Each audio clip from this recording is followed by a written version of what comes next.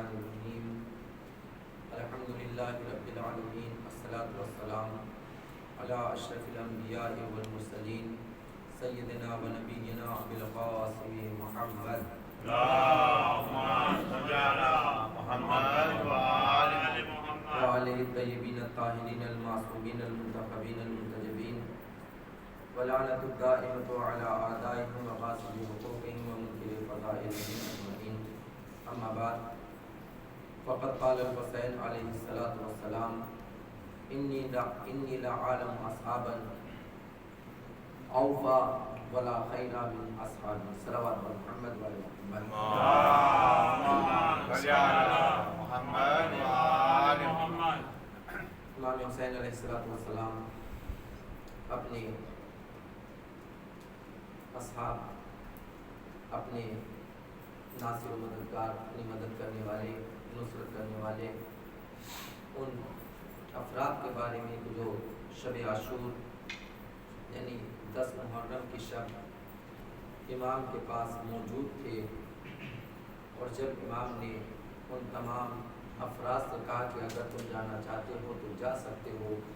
میں تمہارے اوپر سے بیعت اٹھا لیتا ہوں، جو جانا چاہے وہ چلا جائے. جب کوئی نہ گیا تو اس کے بعد امام نے اپنے اصحاب کے بارے میں،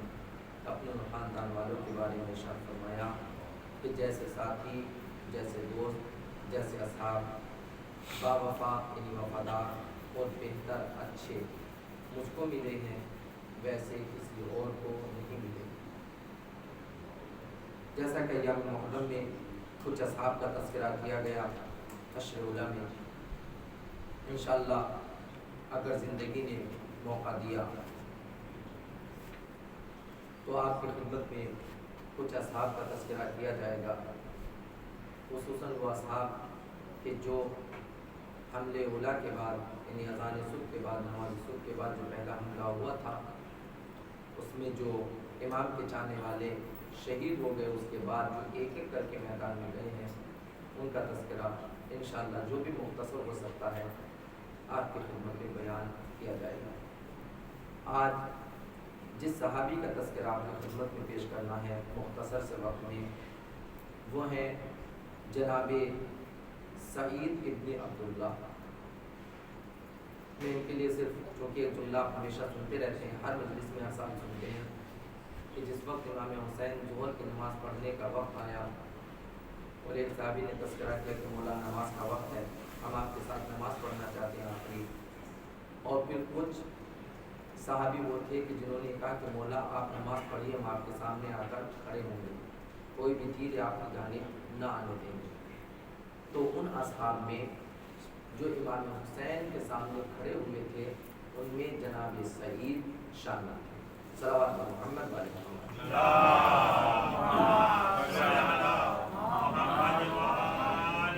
عاشور کے دن انہوں نے کیا کیا وہ انشاءاللہ پھر بعد میں بیان کروں گا. آج ان کی مختصر سی تاریخ آپ کے سامنے شب عاشور تک رکھنا چاہتا ہوں. سب سے پہلے جناب سعید ابن عبداللہ یہ کوفے کے رہنے والے تھے اور یہ ان افراد میں شامل تھے کہ جنہوں نے امام حسین علیہ السلام کو کوفے آنے کی دعوت دی تھی. تیسری بات، جناب سعید ان افراد میں بھی شامل ہیں کہ جب امام حسین کے پاس مکے میں خط بھیجے جا رہے تھے تو جو دوسرا یا تیسرا گروپ دونوں لکھا، چونکہ چند افراد جاتے تھے خط لے کر، 18,000 خط آئے ہیں کچھ دنوں کے اندر، کم نہیں ہے. تو جو افراد خط لے کر جاتے تھے اس میں دوسری مرتبہ یا تیسری مرتبہ جب خط لے کر جا رہے تھے تو جناب سعید کو اس گروہ کا کہ جس میں خط لے کر جو افراد جا رہے تھے ان کا لیڈر بنا کر بھیجا گیا. تو امام حسین علیہ السلام کے پاس کوفے کی جانب سے خط لے جانے والوں میں جناب سعید بھی تھے. اور تاریخ نے لکھا کہ ان کو اس لیے بھیجا تھا کوفے والوں نے چونکہ یہ بہت ہی یعنی ان کا لہجہ، ان کا انداز گفتگو، ان کا بات کرنے کا طریقہ بہت اچھا تھا. یہ اپنی علم کی بنیاد پر جس کو چاہے اس کو قائل کر سکتے. تو ان کو اس لیے بھیجا تھا کہ اگر امام حسین کوئی سوال کرے تو یہ ان کو کوفہ آنے کے اوپر آمادہ کر سکیں، تیار کر سکیں کہ امام آپ چلیے، حالات ایسے ہیں کہ اب وہ آپ کی مدد کریں گے۔ تو پہلے ایک یہ کوفے کے رہنے والے تھے، دوسرے جنہوں نے امام حسین کو خط لکھا تھا کوفہ آنے کے لیے ان میں ایک جناب سعید بھی تھے۔ تیسری ان کی خصوصیت یہ ہے کہ یہ خود امام حسین علیہ السلام کے پاس مکے میں خط لے کر آئے تھے۔ چوتھی ان کی خصوصیت یہ کہ خود امام حسین نے بھی ان کو کوفے کی جانب اپنا قاصد بنا کر یعنی خط دے کر دیا تھا۔ جس وقت امام حسین علیہ السلام یہ چاہتے تھے کہ وہ کوفے والوں کو باخبر کریں کہ میں اپنے بھائی مسلم کو بھیج رہا ہوں تمہاری جانب، اس سے پہلے جناب سعید کو خط بھیج دے کر بھیجا کہ میں تمہاری جانب اپنے بھائی جناب مسلم کو بھیج رہا ہوں۔ پھر انہوں نے جا کر وہاں پر اعلان کیا تھا۔ تو امام حسین کی جانب سے مکے سے خود یہ قاصد بن کر چلے ہیں کوفے والوں کی جانب۔ پانچویں یعنی اتنے معتبر تھے، جب جناب مسلم کوفے میں آ گئے ہیں اور آنے کے بعد جناب مختار کے گھر میں جناب ہانی کے گھر میں جس میں بھی جا کر رکے ہوں، ممکن ہے دونوں کے گھر میں جا کر، چونکہ حالات ایسے نہیں تھے، جگہ بدل رہے تھے۔ ان کے بارے میں لکھا کہ جب جناب مختار کے گھر میں آ کر رکے تھے تو وہاں پر 3 افراد نے تقریر کی تھی، اعلان کیا تھا۔ ان میں تیسری تقریر کرنے والے جو جناب مسلم اور امام حسین کی حمایت میں تقریر کرنے والے تھے، اعلان کرنے والے تھے، وہ جناب سعید بھی تھے۔ اور انہوں نے کوفے کے اندر ایک عجیب انقلاب برپا کیا تھا، لوگوں کو امام حسین جناب مسلم کی نصرت اور مدد کے لیے کہ آؤ تم جناب مسلم کی مدد کرو، اس کے لیے لوگوں کو ابھارا تھا، ان کو جوش دلایا تھا۔ وہ جوش دلانے والے، لوگوں کو ابھارنے والے، لوگوں کو آمادہ کرنے والے جناب سعید ابن عبداللہ صلوات محمد والے محمد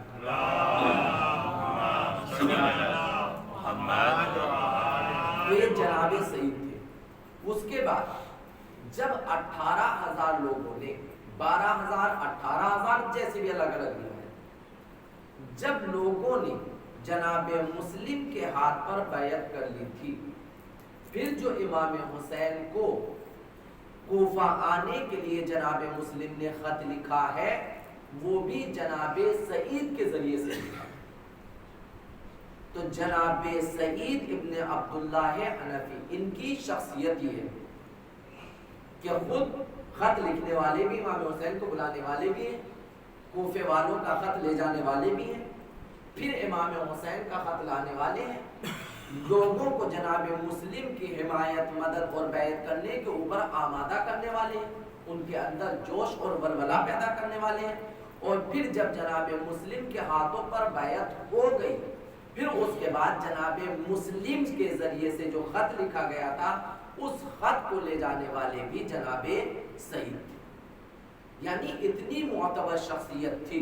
کہ اگر جناب مسلم اور امام حسین نے اپنے خط کے متعلق کسی کے اوپر بھروسہ کیا ہے، اعتماد کیا ہے، وشواس کیا ہے، تو وہ جناب سعید کی ذات تھی۔ یہ ایک مختصر سی کوفے کی ذات۔ اس کے بعد اب میں ایک جملہ کہہ کر پھر ربطے، چونکہ یہاں پر زیادہ وقت نہیں لیتا ہوں گا، مختصر پھر انشاءاللہ اور جو باقی کربلا کی ان کی زندگی وہ میں آپ کے سامنے انشاءاللہ پھر کبھی بیان کروں۔ جو اہم ترین کردار ان کا، جب امام حسین نے شب عاشور یہ کہا تھا کہ جو جانا چاہے چلا جائے، ان میں کچھ افراد تھے کہ جنہوں نے تقریر کی تھی، غور سے سنیے گا، جنہوں نے تقریر کی تھی اور امام حسین کو یہ یقین دلایا تھا کہ ہم کبھی بھی آپ کا ساتھ چھوڑنے والے نہیں ہیں، ان میں ایک جناب سعید ابن عبداللہ بھی تھے۔ تاریخ نے ان کے وہ جملے، یہ اصحاب کوئی نہیں بنے، امام حسین نے ان کے اوپر کوئی بھروسہ نہیں کیا ہے، یہ بہت عظیم شخصیتیں تھے، انہوں نے بہت قربانیاں دی ہیں۔ جناب سعید جب امام حسین نے چراغ گل کیا، بجھا دیا، اس کے بعد پھر جب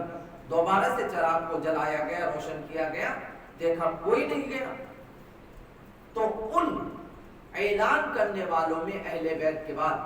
جس میں جناب عباس اور وہ تمام کی تمام، یہ تاریخ ہمارے سامنے بیان ہونا چاہیے، لیکن ایام محرم اسی طرح سے گزر جاتے ہیں، ہم کو پتہ ہی نہیں چلتا ہے کہ شہداء کربلا کون ہے، کیا ہوا ہے کربلا، جو آئے ہیں انہوں نے کیا کہا ہے، کیا کیا ہے، نہیں پتہ چلتا. صرف ایک دو جملہ سن کر اسی پر گزر جاتی ہے ہماری پوری زندگی. تو جناب عبداللہ، جناب سعید ابن عبداللہ نے وہاں پر جو اعلان کیا تھا وہ عجیب و غریب الفاظ ہے. غور سے سنو. جناب سعید اعلان کرتے واللہ، میرے مولا میرے آقا، قسم اس ذات پروردگار کی، قسم خدا بند عالم کی، لو علمت انی اقتل،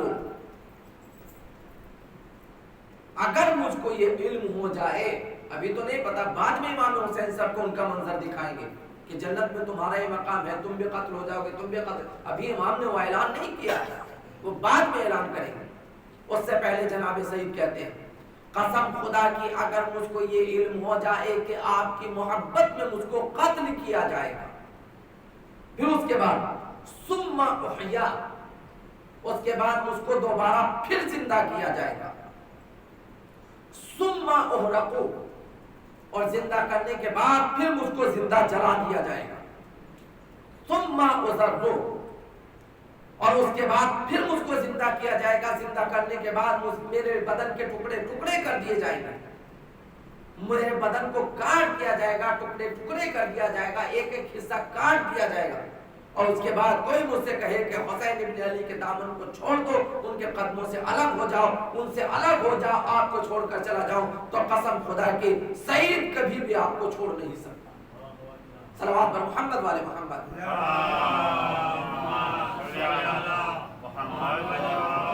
یہ نہیں کہ مجھ کو قتل کیا جائے،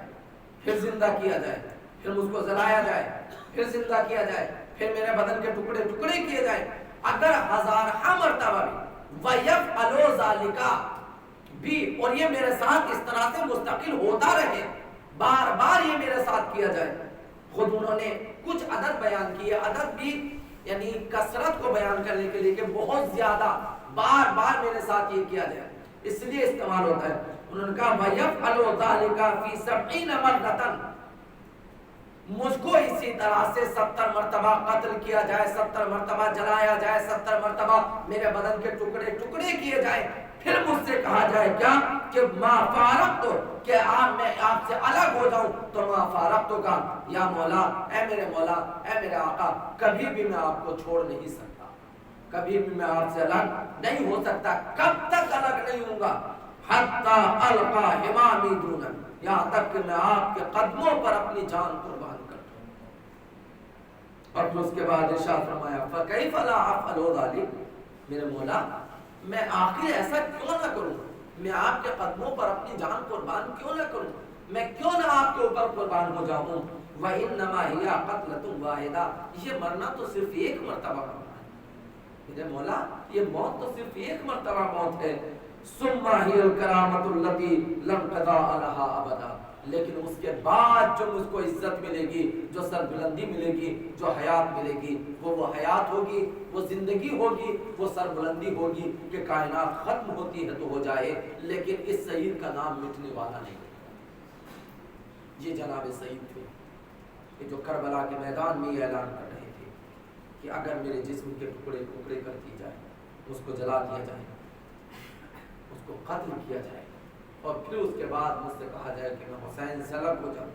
مولا میں نے جو کوفے کے بازار میں کوفے میں اعلان کیا تھا مسلم کے سامنے کہ میں حتی الامکان حسین ابن علی کا ساتھ دوں گا، کبھی ان کو چھوڑوں گا نہیں. مولا میں کبھی آپ کے قدموں کو چھوڑ کر نہیں جاؤں، میں آپ کے قدموں کے اوپر جان دینا چاہتا ہوں. اور یہی وجہ تھی کہ سعید کی اگر جان بھی نکلی ہے تو وہ بھی حسین کے قدموں میں. کل میں انشاءاللہ بیان کروں گا کہ کیسے، لیکن اللہ اپنے وعدے میں کتنے سچے تھے جناب سعید، کہ جب تک سعید اپنے پیروں پر کھڑے رہے حسین کے جسم تک ایک تیر نہ آ سکا. عجیب چاہنے والے تھے، عجیب ان کا انداز محبت تھا۔ کاش خدا بند عالم ہم کو بھی وہ توفیق عطا فرمائے کہ ہم اپنے مولا اپنے ائمہ سے ایسی محبت کر سکیں۔ عجیب ایمان تھا ان کا، عجیب محبت تھی۔ عزادارو بچن فقر مسائل کی کہہ کر ختم کرتا ہوں۔ محبت کیسی محبت تھی کہ جب چاروں طرف سے ظہور کے وقت تیر برس رہے تھے، چاروں طرف سے تیر آ رہے تھے، تو تاریخ نے لکھا کہ جدھر سے تیر آتا تھا جناب سعید ادھر ہی چلے جاتے تھے اور اپنے جسم کے اوپر تیر لے لیتے تھے، لیکن امام حسین کی ذات تک نہیں جاتے تھے۔ عزادارو عجیب انداز محبت، عجیب محبت کا طریقہ تھا کہ جب تک حسین کی نماز ہوتی رہی، سعید کے جسم کے اوپر تیر پر تیر، تلواروں پہ تلواریں، نیزوں پہ نیزے لگتے رہے، لیکن جناب سعید نے اجازت نہ دی کہ ان کے پیر لڑکھڑا جائیں ایک لمحے کے لیے بھی۔ لیکن جیسے ہی جناب سعید کی نماز ختم، جیسے ہی امام حسین کی نماز ختم ہوئی ہے، جناب سعید زمین کربلا پر گرے۔ جیسے ہی زمین کربلا پر گرے، حسین اٹھے، اپنے مجاہد کے سر کو اٹھا کر حسین نے قدموں میں رکھا، حسین نے اپنے زانوں پر رکھا، جیسے حسین نے اپنے زانوں پر جناب سعید کے سر کو رکھا ہے، جناب سعید نے اپنے سر کو ہٹا لیا۔ ایک مرتبہ حسین نے کہا، اے میرے یاور و مددگار، اے میرے ناصر و مددگار، سعید اپنا سر کیوں اٹھا رہے ہو؟ شاید حال بے حالی میں کہا ہو، مولا آپ کا زانو میرا سر رکھنے کے قابل نہیں ہے، مولا میرا سر تو آپ کے زانوں پہ ہوگا، لیکن جب آپ شہید کیے جا رہے ہوں گے آپ کا سر کس کی آغوش میں ہوگا، مولا ویسے ہی دم نکلنے دیں۔ پھر اس کے بعد جناب سعید نے امام حسین سے ایک لفظ کہا، مولا اپنے غلام کے بارے میں اتنا بتا دیجئے، مولا میں نے حق وفا ادا کیا کہ نہیں کیا، مولا میں نے اپنا حق جو میں نے آپ سے وعدہ کیا تھا، جو میں نے آپ کے بھائی مسلم سے کوفے میں وعدہ کیا تھا، مولا کیا میں نے وہ حق ادا کر دیا؟ ایک مرتبہ حسین نے سعید کی پیشانی کو چوما، چومنے کے بعد سعید سے کہا، ہاں میرے دوست، ہاں میرے ناصر و مددگار، تو نے اپنے حق کو ادا کر دیا، جب میں تجھے خوشخبری دیتا ہوں، مجھ سے پہلے حسین سے پہلے تو جنت میں جائے گا۔ اے سعید، حسین کا انتظار کرنا، تیرا آقا بھی تیرے پیچھے پیچھے آ رہا ہے۔ اللہ کیسے چاہنے والے تھے، کیسے محبت کرنے والے تھے، مولا آپ نے سعید کے سر کو اپنی آغوش میں رکھا